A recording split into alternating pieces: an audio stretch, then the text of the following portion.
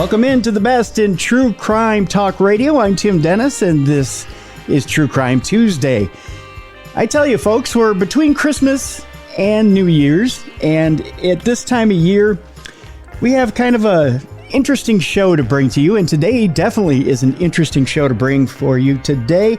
You know, with crime, a lot of people think, and especially true crime, we think serial killers, we think murderers, we think a lot of other things. And I want to bring you a different side of true crime today.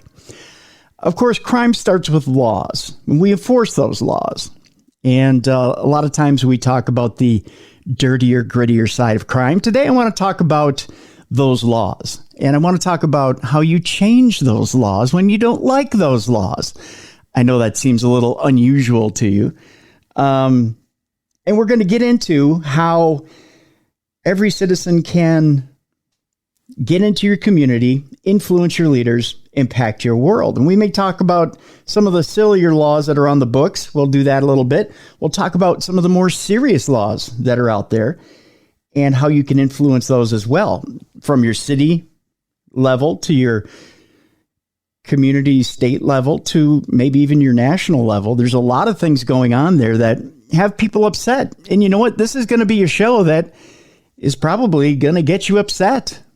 I'm not going to lie. This is going to be one of those ones that may rub you the wrong way. This may be one that's not necessarily for you, but it definitely is one that needs to be addressed. My guest today is John Thibault. John served as government affairs, or served in government affairs at MCA Universal, and was the first VP of Business Development and Marketing at eBay. He was the first VP of Marketing at Financial Engines.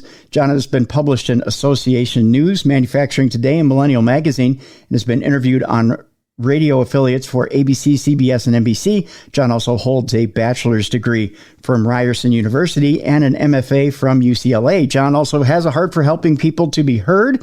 He's a sought-after speaker and presenter on this important, proactive topic of helping people in their communities change laws. I want to welcome to True Crime Tuesday, John Thibault. Hi, John. Hey, Tim. Thanks for having me on, and I appreciate the post-Christmas opportunity to do this. Thank you. Well, I appreciate you being with us. I want to start a little bit, we'll get to the lighter side of things, I think, a little bit later. Let's start on a little heavier note. You know, a lot of people say to themselves, you know, there ought to be a law. You know, they get upset at things in their community. There ought to be a law about this, or how come it seems like things are going against me when I want something in my community? When I want something, there's never things to my advantage. Do you feel like, and this is going to be the first thing I'm going to open up with for you as someone who helps people change things as far as the law goes, do you feel like there is a general, oh gosh, I don't want to put this way, because I feel like we have a smarter audience when it comes to True Crime Tuesday. But do you feel like there's a non-knowledge of the law out there when it comes to the public at large? Do you feel people just don't know the law? I'll put it that way. Do you feel people don't know the law? Do you think they make things up as they go along? Do you think, John, that people just say they make it up? You know, that they don't know the law? Well, okay, so we have 45 minutes of this topic only. Do people know the law? Mm-hmm. No, there's way too many laws. There's thousands and thousands of laws. So obviously we can't know all of them, of course. It's interesting. I'm going to jump back to what you said previously. You said a lot of people are frustrated and they say to themselves, oh, there ought to be a law, which is interesting because in my district here, San Mateo County, Northern California, a few miles north of Stanford University, the sitting senator, he was an assemblyman first and then a senator, Joe Simidian. And he, from the early 2000s till about 2010, ran a contest for his constituents, which would be about 1 million people. And the name of the contest was, there ought to be a law. And interestingly, what he did was every year he made it available to his constituents saying, hey, look, I want to hear from we, the politicians, have great ideas. We come up with all this wonderful stuff. And then every January, which is going to happen in the next week or two, every January, we tell you what the new edicts are from on high. Here are all the new laws that you must obey, right? That's how it works. Right. In his case, he said, okay, yes, we're going to do that, but we also would like to hear from you. So we're going to give you, the voter, the opportunity to say, well, I have an idea for a law and it should be this or that or whatever. Mm-hmm. And so what people did was they actually would write up maybe 200 or 300 words, like a couple of paragraphs of a complaint or something in their community, and a little bit like a referendum. But the difference is he wasn't trying to get all the voters to support it and debate it, et cetera. He just said, hey, this is a pretty good idea. So if he liked it, he and his staff would select the ones that they thought were the most promising. Then he would sponsor the bill. You always need an elected official to sponsor a bill in the legislative body. I'm slowing down as we move through these. Okay, good, good. And present it. And then his job then was to convince his colleagues this was a worthwhile bill to move forward. So it would go from committee to committee, et cetera. Finally, they get it done on the assumption that they get it done and say, yeah, let's pass this. So they vote on it, they pass it, and then his office would actually write the legislative language, which would be in bill format. And then the person who had advocated for it, they would win. Here we go. Everything's a game. Right. They'd win a flag that had flown over the state capitol. They would get some press notoriety. They would also receive the pride of authorship of saying, wow, I came up with this law. This is John's law or Megan's law or we have laws named after individual people. Right. And they would be very proud of that. And so he did that for a number of years. And then his successor, also came in, carried on that tradition. And then what happened, interestingly, is a few other assemblymen and senators in the Bay Area, San Francisco Bay Area, they picked up on it. They did the same thing. And then it somehow migrated to Pennsylvania. So there are a handful of other cases where senators and representatives in Pennsylvania also did the same thing. But the good part is it gave the individual the opportunity to really get something done. Right? Mm-hmm. They didn't have to feel frustrated. They weren't protesting, et cetera. The only disadvantage to it was that it was only in his district or only in the specific district that you were in.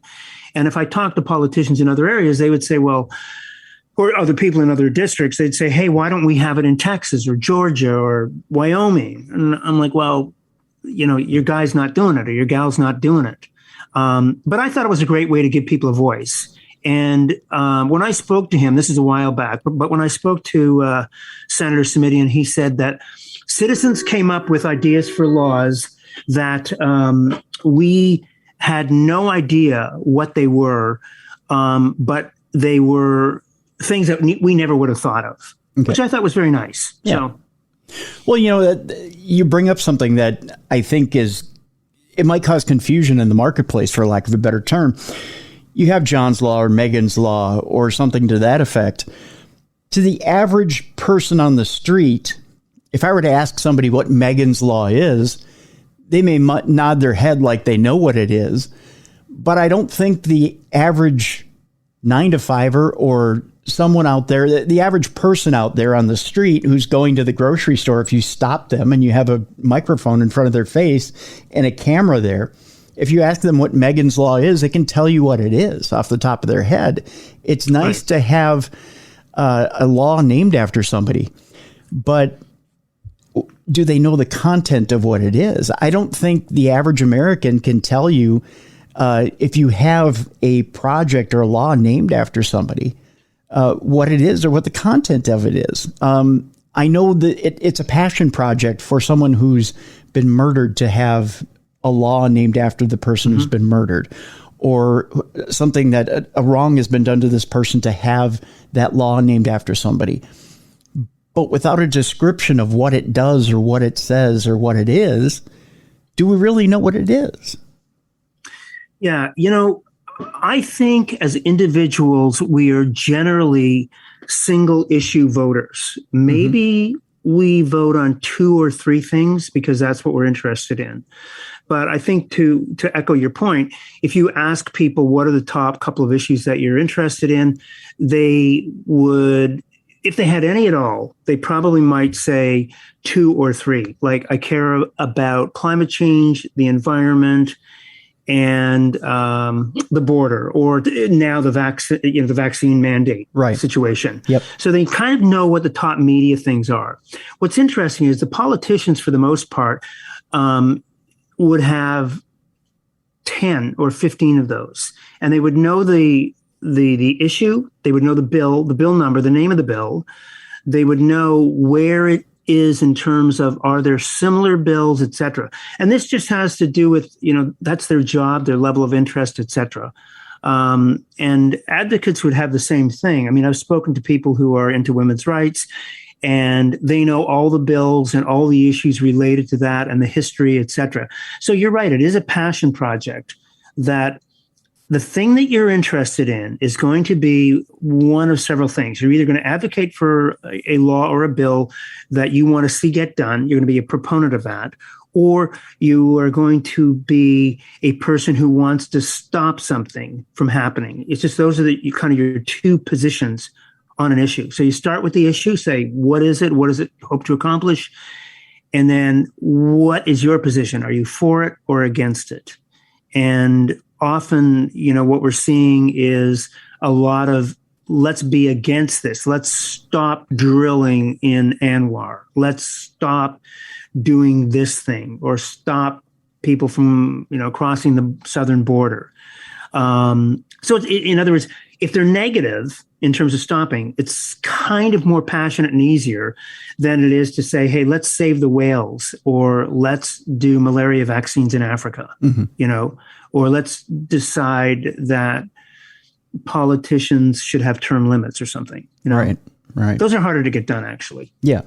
I want to bring this around to my neck of the woods, which has been a hotbed for laws and changing laws over the last year. And this may be where some of our audiences, in this audience in particular, may part as far as opinion goes. And it is a hotbed and a topic here.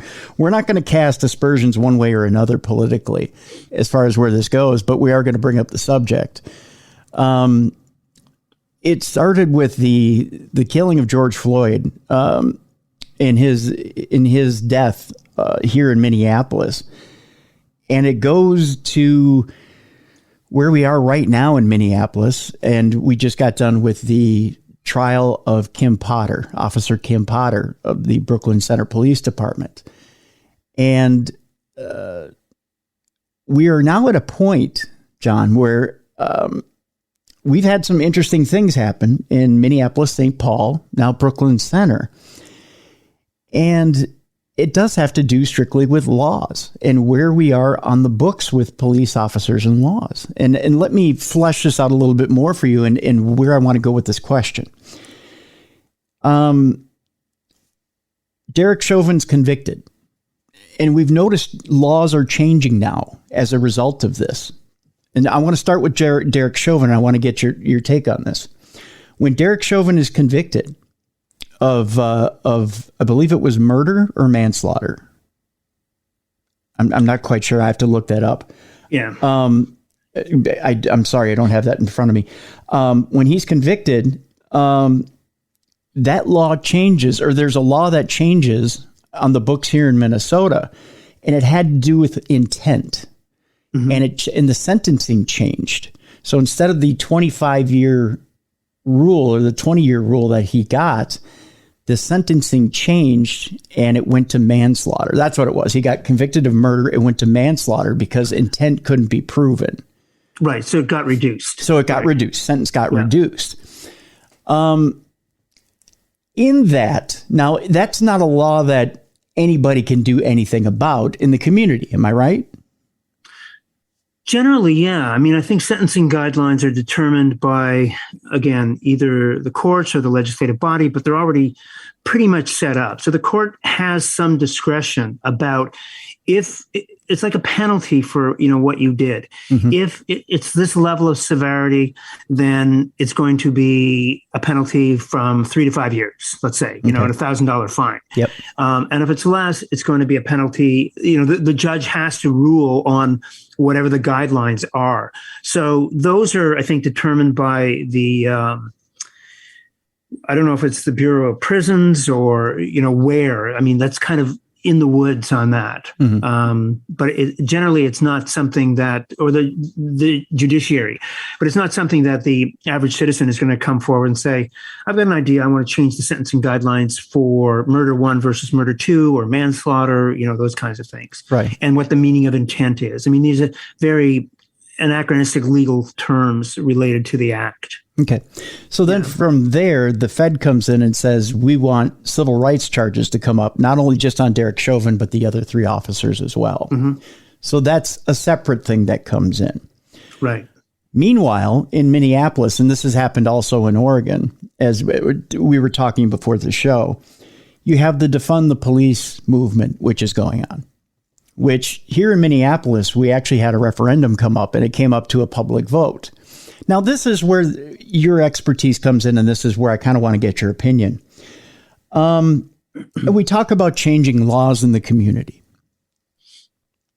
Here in Minneapolis, at least, and I watched the slow build, and I watched the momentum change a couple of different ways, a couple of different times. And again, we're not getting into the politics of it one way or another, just observation. I watched as this movement began to be covered by the media. And again, I'm watching just as an outsider. I'm watching it start to grow, or at least what I believe is growing. I'm watching a movement of people in Minneapolis. And again, it seems like a bubble to me. Okay. It's only going to be voted on by the citizens of Minneapolis. If you live outside the borders of Minneapolis, you have no control over it, obviously.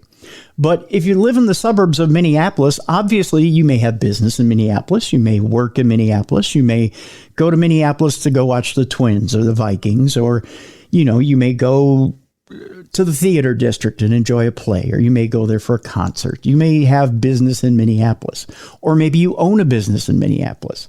This affects you in one way or another. But the idea is to replace the police department and the duties of the police department, which are an overall, I guess you could say at times a burden. They don't just enforce the laws. They also act as counselor, cook, and chief bottle washer. There's a lot of things going on with the police department, and to divide those duties amongst specialists, I guess you could say, right? For lack of a better term. Yeah. I don't have a better term for that, John, so forgive me. Get mental health specialists in there and to have some sort of a plan. This is kind of where things went wrong with. I think maybe what you're saying too is that the enforcement activity that the police are required to do also needed to take in these kind of social service duties at the same time. So you're balancing community interests with probably enforcing laws, if that's, what was the intent was, with guiding them in terms of difficult, stressful situations, and being clear about what they may or may not be doing. Right. And so they want to defund the police and basically, again, lack of a better term, they want to spread those. The way that they wanted to do it in Minneapolis, and this is the way that it was explained over and over again by the media, was to not take the police out of the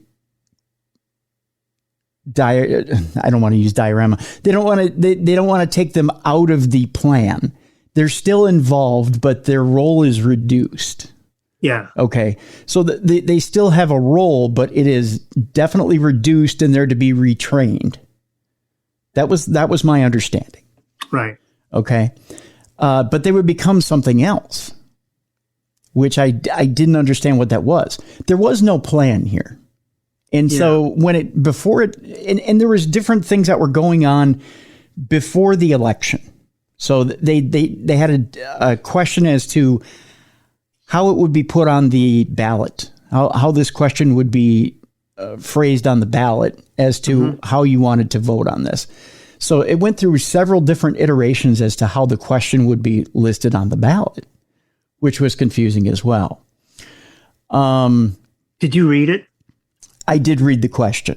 And then did you read the rebuttals and the arguments pro and con? Do they do all that? Yes. Yeah. And at the end of it, were you like, you threw up your hands and said, I have no idea. Yeah. I have no idea what this is saying. Right. I think that's very typical. Yeah. And it was, it was confusing to begin with, the first question. They did this, I believe it was 3 or 4 times. The first question made no sense. So they sent it back. They came up with a second question, which made no sense either. The third time they posted the question really didn't make sense, but I think it was the one they went with for the ballot, which ended up getting struck down, is what I'm getting to here. Because was that drafted by citizens? It was drafted by a board. Okay. So what I have heard, we have a referendum not all states have referendum. We have it in California as well. And one of the things I've read over time is that often these are so poorly written that they can't pass, or they obfuscate what the real intent is, and they're not precise enough. And there's not enough. Just every bad thing that could happen with somebody trying to convey an idea about a simple thing that they would like to get done, which in this case may have been as simple as let's reduce the enforcement time that the police have and make them a little bit more social workers than police enforcers. And we'll do it by allocating the budget from enforcement and et cetera regarding crime and use it toward social service, education, et cetera, that kind of thing. Right.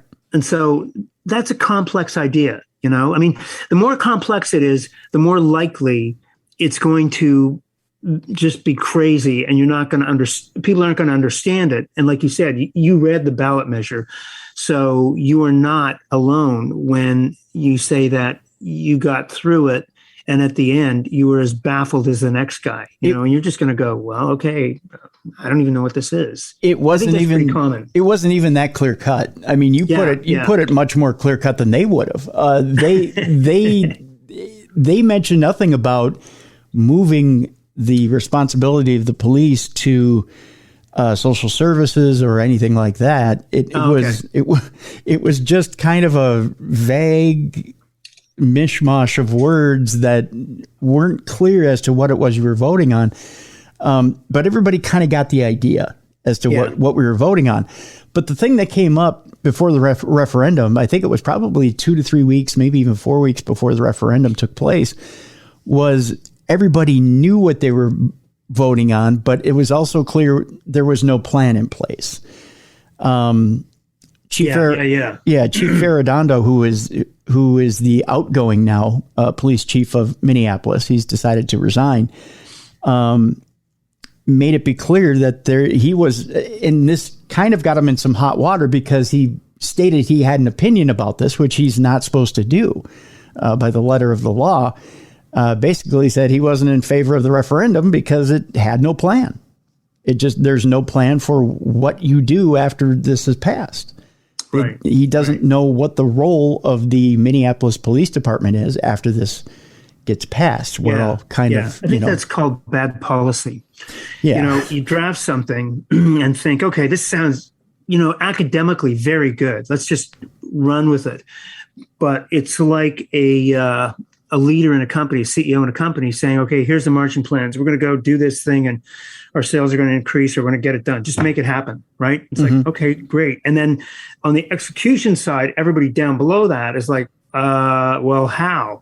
And if they don't have a clear mandate about what specifically they can do or what their budget is or what resources they have, they're going to make it up on the fly, and then in that case, you end up with just crazy stuff, and people don't know how to implement it. And that really, if you throw, it's like telling kids what to do and you don't give them clear direction. It's just not going to work out. Right. With that being said, so the referendum is struck down and there is no defunding the police. Now, soon after this, and it was kind of going on while the referendum was going down, the Minneapolis Police Department, and more so, I guess the St. Paul Police Department admits to a little of this too, but not as much as the Minneapolis Police Department. The Minneapolis Police Department admits that it is down by quite a few officers. It's in the almost hundreds. It's not quite hundreds, but almost hundreds. They're severely understaffed. They don't have the manpower to go out there and fight crime. Carjackings are up almost quadrupled. I believe the year before they had 110 carjackings. We're now over 400 carjackings for this year in the Minneapolis area. Now, they did believe that some of it had to do with, of course, with COVID, everybody was kind of inside. People that did venture out, it was easy to get to people, and there was not a lot of police patrol out there, so to speak. They made a lot of excuses as to why, it was easier to carjack somebody or easier to murder somebody, that, response time would be slow. That's not the case at all. There's a definite lack of police out there.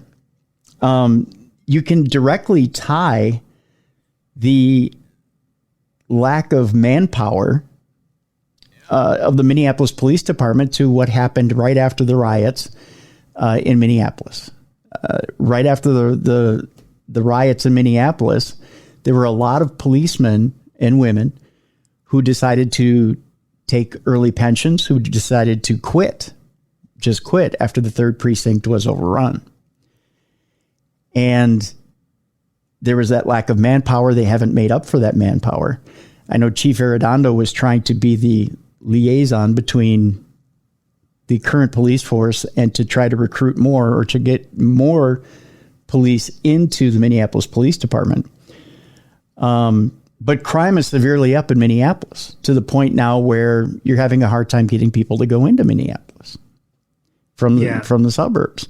And that crime is now spreading out into the suburbs. We're having issues now where you're having carjackings and murders move out into the suburbs because you can't contain it. Now you have a lack of police force in other suburbs as well. With that being said, John, how do you make a law? How do you make a law to stop what is becoming an infestation? Well, I guess there's a couple of things. Even in the course of drafting laws and making policy and getting bills passed, there are always unintended consequences. So you're going to have that if something is poorly written or if there are countervailing arguments that may not have been considered. And often what politicians will do is they will have amendments. So they'll look at a law and say, okay, this is working. Maybe we have a way of examining it a year into the process and see how it's working, or we get feedback from the community, but we need to make an amendment. So they'll start adding amendments to the back of the law. And that's not uncommon. I think that happens a lot. The other part of this is that you can draft the most clear, specific, wonderful law that everybody agrees on. But if you don't enforce it, and that's also an issue, with that body, it's not going to make any difference. So, for instance, if we look at it from a ninth grade civics standpoint, you've got the 3 bodies of government. You've got the legislative branch, the judicial, and the executive. So the legislative branch, all these guys do, the politicians who we think of, right? members of Congress and the Assembly and state representatives, et cetera. They come together and they say, this is what the community wants. I listen to my constituents. We don't have direct democracy, so what we have is a representative republic. So we are going to draft these laws, make them, and then we're going to pass them because we agreed and we have a mandate. And if the people don't like it, they vote me out of office next time and I'm gone in 2 years or 4 years, whatever it is. Right. That takes care of that piece. Then it's like, okay, here's the law. They hand it over to the agencies, right? And in this case, this could be the police department, Department of the Treasury, Department of Agriculture. I mean, whatever the different departments are. Okay. Mm-hmm. And then the departments actually write up the rules that get more specific about what needs to be done. So they're tasked with setting really specific guidelines from the policy that was passed with that bill or law, as it stands. And then they say, okay, this agency has jurisdiction. We've drafted it. This is what we want done. However, if on the enforcement side, they are underpowered, like you said, in the case of the police, for instance, mm-hmm. Or they don't enforce it for whatever reason, there's community pressure not to enforce it, community or media. I just had a little energy flash here. Whoops. If I disappear, I've disappeared. That's for our paranormal show, John. That's that. Yeah, I know. Yeah. I think we have storms coming through here. Oh, that's not good. It's a dark and stormy night. Yeah. So if that happens and they don't enforce it, it's like anything. Then the people are frustrated saying, hey, I thought there was a law. They're not enforcing it. What's going on? Blah, blah, blah, blah, blah. Right. And it doesn't happen. And then there's nothing, you end up being really frustrated. There's nothing we can do. Mm-hmm. So what do? They turn to the courts and they say, hey, courts, it's your job to interpret the law. If it's a bad law, then we'll fix it or change it or do whatever we have to do. But it's your job to interpret the law and make sure that everybody's playing fairly in this game of drafting and then enforcing and getting it done. So you're right. It becomes incredibly complicated where we want to see something happen. And then if it's not enforced, what recourse do you have? At this point, I think there are two. One is the civilized folks tend to say, okay, we're going to sue you in court or we're going to challenge you in court. And they use the courts to go back and make this happen. I think the average person doesn't have the tenacity or patience for that. And they say, hey, we're just going to force it to happen. And so you end up with, violence, right? People say, right. I'm going to take the matter into my own hands. Let's just go back to the Wild West and make this happen. They'll get the message soon enough after I burn down a few buildings or wreck a few police cars or, have a riot or two. Then they'll see the property destruction and that will make a difference. I'm not a big believer in that policy. I don't think that's a long-term strategic, successful model. Mm-hmm. I think it's actually a call to anarchy and doesn't really serve the greater community. And the problem with the rest of us is we're all silent. We're quiet and like, oh God, I hope I'm not a victim, or I hope this doesn't happen, or hopefully there's somebody who's going to make and do the right thing. So we're looking for leaders, right? Who'll step up, do the right thing, and win the support and make things happen. It's not an easy, simple thing as I see it, and again, Minneapolis, Portland, the cities that have had these troubles recently, what you're seeing is, I can't remember the quote exactly. Martin Luther King has a great quote where he says something like a riot is a cry of, I could look it up while we. Sure. Yeah. It's something like a riot is a cry of the people who want something done or something. I could find it pretty quickly. Yeah, what? Let's take a quick break. When we come back, we'll talk more with John Thibault about how to successfully make a law in your community and get and change that law. Change that law that maybe it doesn't work for you. Maybe there's a law out there that has kind of just, I'm going to use a bad term here, John, kind of chaps your ass. How about that? And is not quite working for you. Maybe it's a law in your community that is kind of going the wrong way and is affecting your community negatively. The book is available right now at Amazon.com. We've got a link to it in the description of the show. It's called How to Change a Law. Our guest is John Thibault. When we come back, we'll talk a little bit about laws in your community that maybe aren't quite going the way you thought they were going to go, and how we change those laws. And then we'll end the program with a few odd laws out there that are still on the books that probably need some changing. You're listening to the best in paranormal podcasting and true crime podcasting. This is True Crime Tuesday. Welcome back to the best in true crime talk radio. This is True Crime Tuesday. I'm Tim Dennis. We are with John Thibault. The book is How to Change a Law, and we were talking a little bit before the break about some of the higher laws out there and some of the more extreme situations, like the situation this past year or two in Minneapolis. We're going to kind of change it up to stuff that's happening more in your community here, as the book is How to Change a Law, a do-it-yourself guide for the average person that John Thibault has written. Again, we have a link in the description of this program. John, there's a lot of different rules and laws that are on the books locally that some people may take kind of an offense to. I want to hit kind of a weird one here that you may people are going to bristle at, and I know people are going to maybe bristle at home. I can't believe I'm going to bring this up. Are you ready for this? I can't imagine. We mentioned earlier in the show, and against my better judgment, I'm going to bring it up.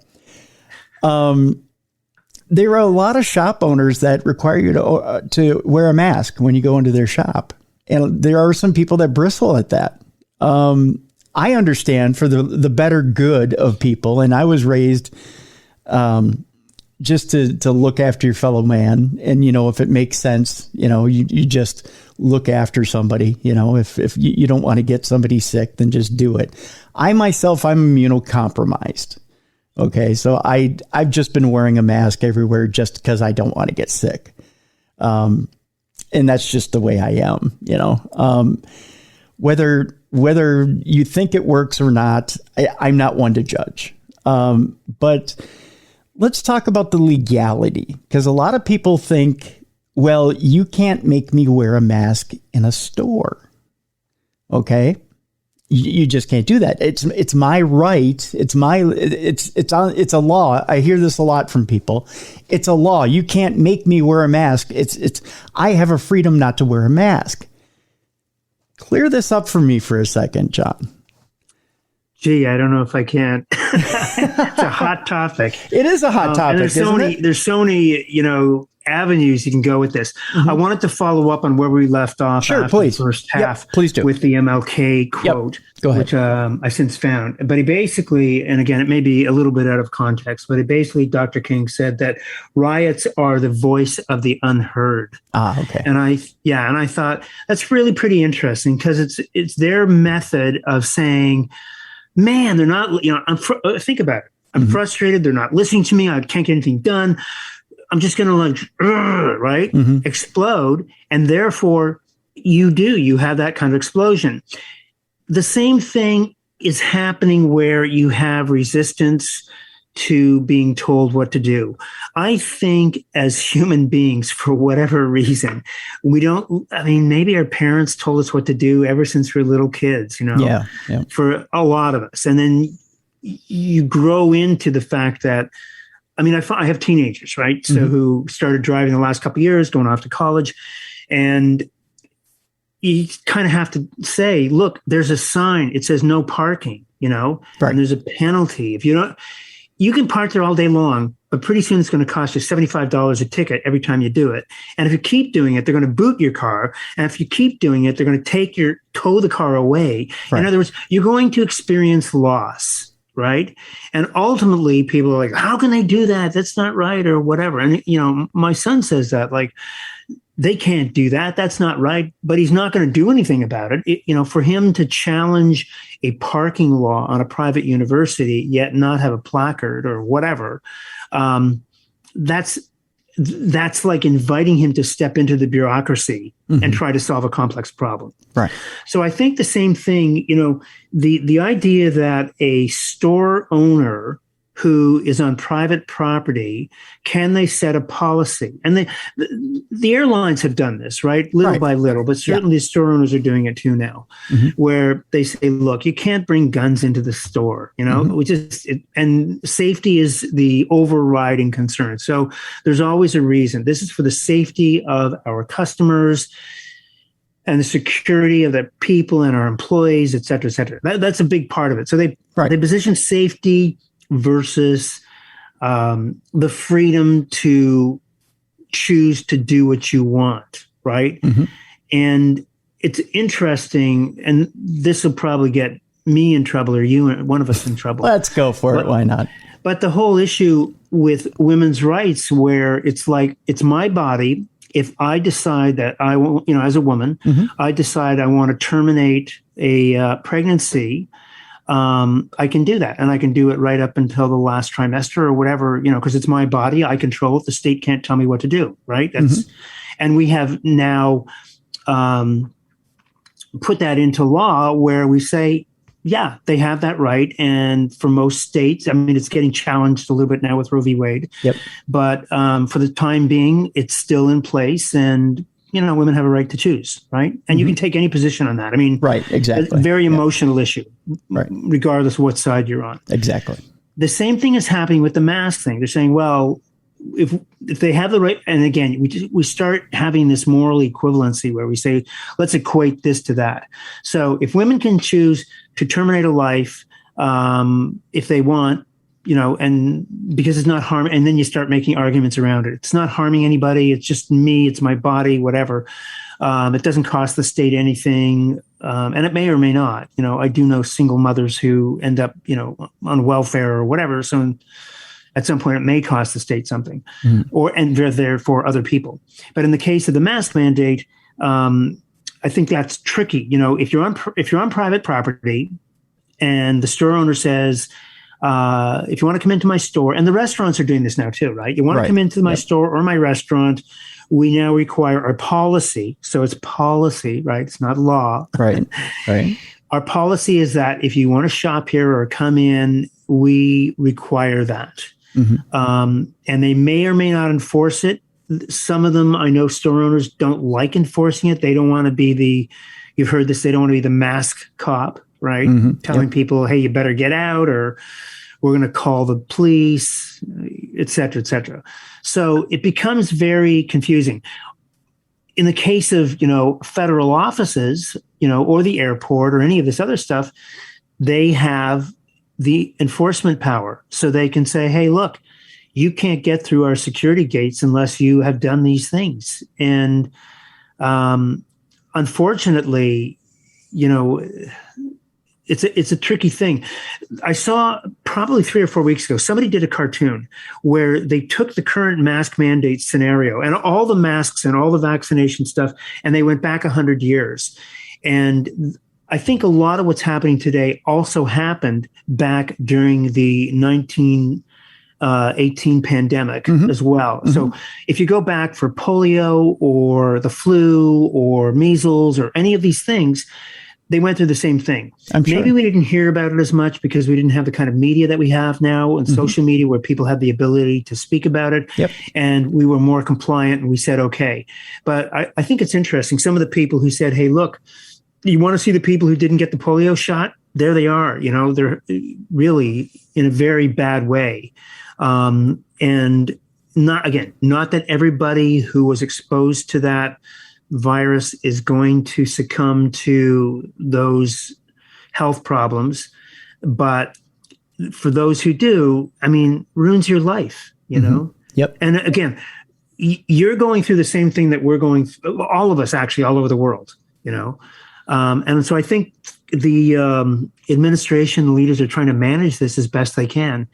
And it's tricky, It is. So, And again, John and I are not trying to take a side here when it comes to this. And I know I kind of threw you in a tough spot here, John, but it's interesting when we talk about making a law or making a rule or making, someone will step into, and we've had a lot of these stories over the past couple of years now, 2020 into 2021, where you see it on the news, you see a flight attendant duct taping somebody to their chair. You see somebody throwing a huge tantrum in a store because they have to put on a mask.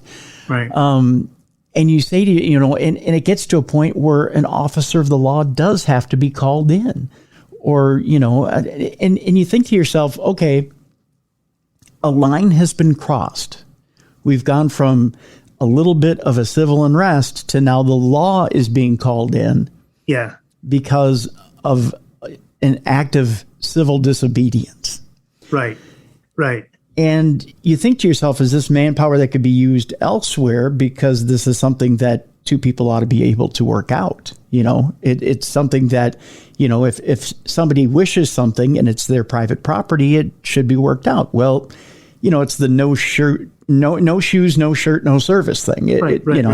If you don't have it, well, then don't go in. That's just kind of the thing. But we, I think, as a people, tend to not like to hear, well, if you don't have it, then don't come in. It's that mental wall that's being put up that says, oh, you don't want me to come in? Well, I'm going to come in. That whole, you don't want me to come in? Well, then I'm busting through the door. Yeah. Well, that's what I said. People don't like to be told what to do. Right, exactly. And it's hard because we have this desire for freedom and independence and, freedom of movement, etc. But again, I'm sure you've talked to people from Eastern Bloc countries, and they will tell you that their experience, whether they came out of, Russia, the Ukraine, Czechoslovakia, whatever, that they are so happy to be here because the containment on the other side is so much worse. Right. We're seeing that now, I think, with China. There's a city I read recently, Wuhan was the first one, and then there's another one where they said, hey, we're going to lock down 13 million people, until we get this under control again. And the question is that the right strategy? Or is this virus so clever that it is going to outwit the best epidemiologists and healthcare workers going forward? And I think one little wrinkle in all of this is that the people who say, I got COVID-19 already, therefore I already have protection, right? Because my body has built up the antibodies and the defenses. So I have that, therefore I don't need to get the shot.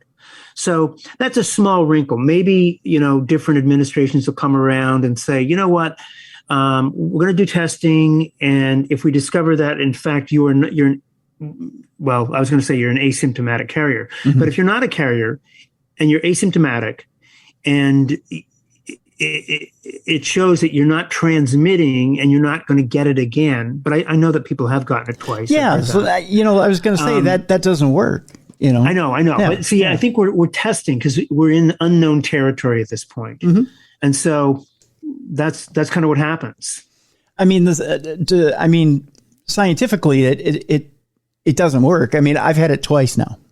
Oh, okay. and I'm vaccinated. Yeah. So so now people are challenging the vaccine, saying, "Look, the vaccine doesn't work."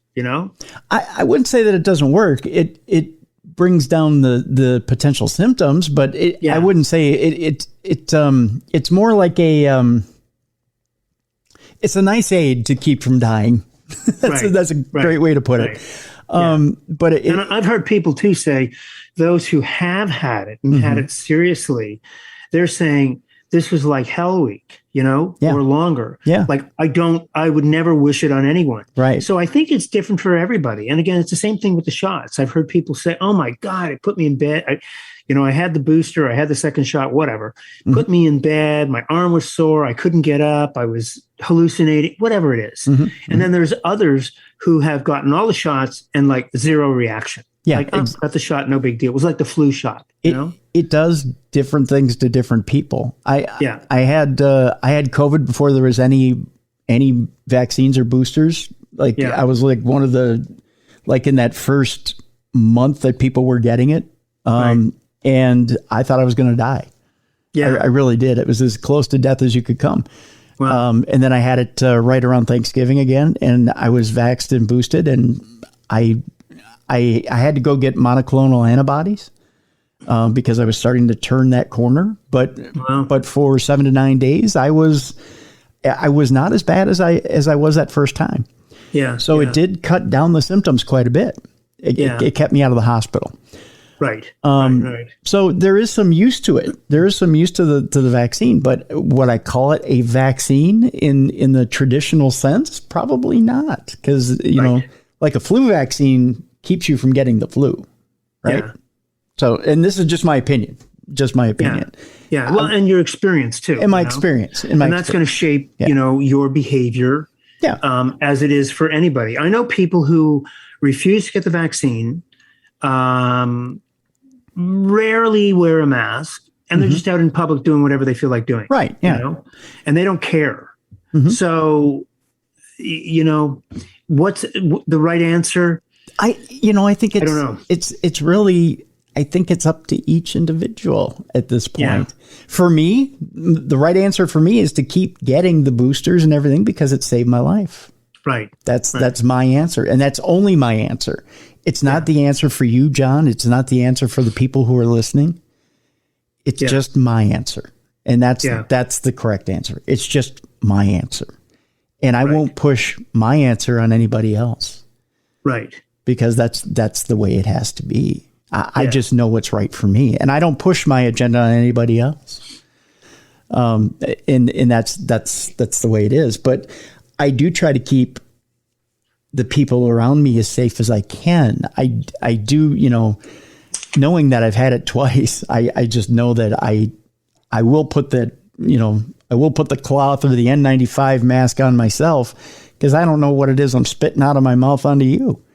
Sure. That's just the way I look at things. And that's the only way that's, I don't do it, just to keep your germs off of me. I do it because I don't know what's coming out of me onto you.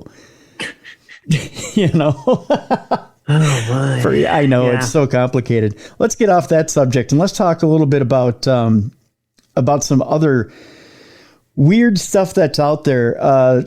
There are some odd laws out there, John. I've heard of some different blue laws that are out there. Off the top of your head, I know that there are some. There's what was the law I'd heard of? I've heard of some weird kind of lack of a better term, some raunchy laws that are on the books that people like that have been out there since the 1900s that are still on the books. I know one of the ones that was cited, I think in a description that I'd seen for you was you can't eat fried chicken with a fork in a certain state. I think was one of the ones that had come across.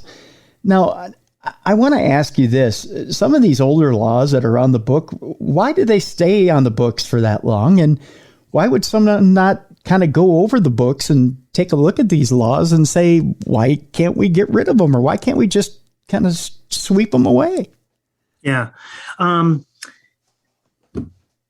Okay, I got a couple answers here. Okay, sure. Yes, there are weird laws on the books. Some of them date back 100 or more years. Mm-hmm. Why are they there?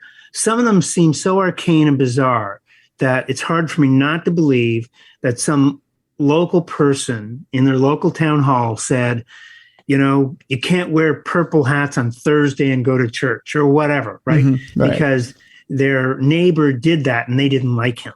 Mm-hmm. So they happened to be the mayor at the time and they got some stupid law in, and it's been there ever since. And they're totally ridiculous. Mm-hmm. And they're not enforced because nobody knows or goes back and looks at these things. So if you look at the total number, and I don't know what that is, but I can tell you that I'll just use the federal level. The federal level in Congress, every 2 years, they have about 10,000 bills that go through. Okay. So you're talking 10,000 pieces of proposed legislation on average. And of those, they pass around 3% historically in the last, 10, 15 years. So they'll pass maybe 300, 350 laws, right? Mm-hmm. And these are generally complicated, big, defense appropriations and, tax laws and all that kind of stuff. Mm-hmm. As you move down to the local level, you're going to get the weird stuff. So there is a law in Santa Monica that says, dating from the 20s, I believe, where if you went to the beach in Santa Monica as a man, you had to wear a bathing knickers or whatever they're called, knickers or a bathing suit that went below your knees, right? Oh. And that law has never been taken off the books. So theoretically, a Santa Monica officer could go, and if he sees somebody a guy wearing a regular 2021 bathing suit, he could fine him and ticket him $20 or whatever the fee was for not wearing the proper knickers, right? Okay. And that's like, okay, that's a ridiculous one. And there's a whole bunch of those. So they're also, the thing about many of these laws is they are admonitions, like in the Bible, right? Thou shalt not do this. In other words, you shall not wear a bathing suit that doesn't go below your knees if you are a man, because it's indecent exposure. Okay. Mm-hmm. You cannot make fake drugs in Arizona. I'm glancing at a couple that I have here. Okay. In Vermont, you can't hang your clothes on a clothesline, or if you do, I think actually you're allowed to, but the neighborhood association can't ban you from hanging your clothes on a clothesline to dry, in the wind. Huh. Like before we had washers and dryers, right? Right. Which that might be a good climate change thing. We should just let our clothes hang out there between the buildings on a big clothesline and let the wind dry them. Right. Instead of doing that. Biting someone's arm off is actually illegal in Rhode Island. Don't bite their arm off, right? Well, so these are all admonitions. Don't do this, don't do that, don't do this, right? Being told what not to do, whether it's related to time or activity or infringing on somebody else's rights or property or whatever it might be. So why aren't they taken off? The reason they're generally not taken off is because most people don't know about them. I think actually, I've said this before, this would be a great exercise for law students or interns on the summer to go to every university, every law school, have your first year interns go back and just find 50 or 100 laws and then get them out, right? Great exercise. So just figure out what they are, get them amended, etc. Yeah, it's going to take resources. So the question is, what's the relevance? What's the importance? How often are they violated? Should they be in? Should they not be in? Etc. But every year, the press picks up on these and says, here's another weird law. Here's another weird law. And it's interesting because it's the stuff of kind of, policy gossip, basically. This is an interesting thing. Isn't that weird what they did before? Now, the one thing I can say is as I started looking into this, I was talking to a station in Sacramento, and she was very familiar with a lot of the weird laws. And so I looked up what the situation is in California, and apparently there is a commission for removing these laws. So if somebody petitions the commission and says, hey, look, here's a really stupid law, we need to get it off the books, they will actually go back and review those laws and start pulling them off. And like I said earlier, make amendments to get rid of them. And I don't think all states have this, but that's one way to start rectifying and updating the language. Huh, interesting. Yeah, you're right. It would be something for like first year law students to do over the summer, to just, get in there and as part of just a practice to, petitioning to get those laws off the books. It's just kind of exercising the muscles and getting them ready for a nice long career. It'd be something to do, because a lot of these laws are just kind of asinine, Right. Yeah. And they became asinine because time has passed. Right. Time has passed. Customs have changed. Our morals have changed. So the behavior that we want to encourage and the behavior that we want to discourage, those things have changed. What was illegal 20, 30, 40 years ago? I mean, look at marijuana, right? Right. Marijuana and psychedelics, was like, okay, that's outlawed because we believe it causes harm, et cetera, et cetera. And so, you don't have it. And then now every state is looking at easing the marijuana laws in spite of, I guess our generation, right, where we say, ooh, I don't know if I want to be driving around and some guy's high in a car next to me. Yep. Or behind me, and he's stoned and he slams into me, And again, it has to do with damage. If we had driverless cars, maybe it wouldn't matter. He gets into a driverless car, gets stoned, and the car handles it, with the LiDAR, then is he hurting anybody? And again, I'm not pro or con. I'm just trying to set up a debate on some of these subjects and look at well, how would you handle that? Is there a new way to handle that? Right. No, you're right. You're absolutely right. It'll be interesting to see in 50 years what laws we look at now and think of as outdated or the morals change on them, and what we would get rid of. It's very interesting. The name of the book, folks, is How to Change the Law, a Do-It-Yourself Guide for the Average Person. The author, of course, is our guest, John Thibault, and you can get that book by clicking on the description or the link in the description of this show. John, I want to thank you very much for being with us today. It's been a fascinating description. I know I threw you in some difficult positions during the interview, and I appreciate you being amenable to that. Good. Nice being here. Thanks so much. Thank you so much, John. Appreciate you. Well, folks, we've come to the end of our program, and you can go one of two directions. It's kind of like that Pick Your Own Adventure book. You're either a premium subscriber and you're getting Dumb Crimes, Stupid Criminals, which is a good thing. That's a very good thing.